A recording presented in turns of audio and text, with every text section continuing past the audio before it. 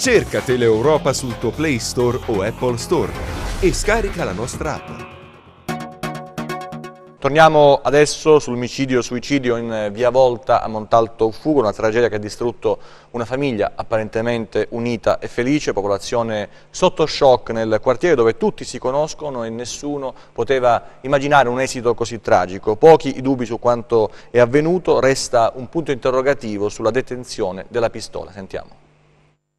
Può essere un fiore, uno sguardo, un gesto, un tramonto, un amore. Qualsiasi cosa che si chiama emozione rimarrà nell'anima per sempre. Sono le parole scritte da Maria Russo qualche giorno fa sul proprio profilo Facebook. Quasi ogni giorno la 48enne di Montalto, uccisa dal marito, suicidatosi subito dopo nella propria abitazione in via Volta, affidava ai social network i suoi pensieri.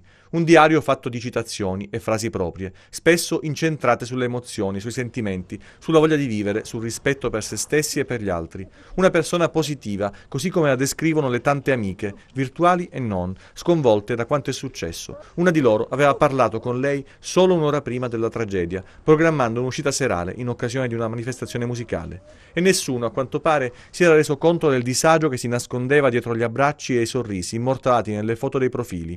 Anche chi aveva avuto qualche sentore di una crisi o di un problema tra coniugi non immaginava minimamente che le difficoltà potessero sfociare in un dramma del genere, che si è battuto con violenza sui figli della coppia, la giovanissima Alessia che ha assistito a una scena terribile che le cambierà la vita, e Mario Francesco, lontano da quella casa che da rifugio sereno si è trasformato di colpo in un teatro degli orrori.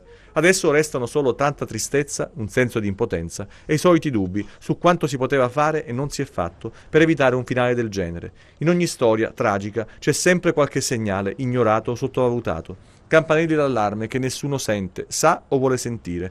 Restano le perplessità sulla detenzione dell'arma, un aspetto da approfondire, considerato che l'agente di polizia penitenziaria, Giovanni Petrasso, non era ancora rientrato in servizio dal congedo concesso per motivi di salute e quindi quella pistola non avrebbe dovuto averla con sé.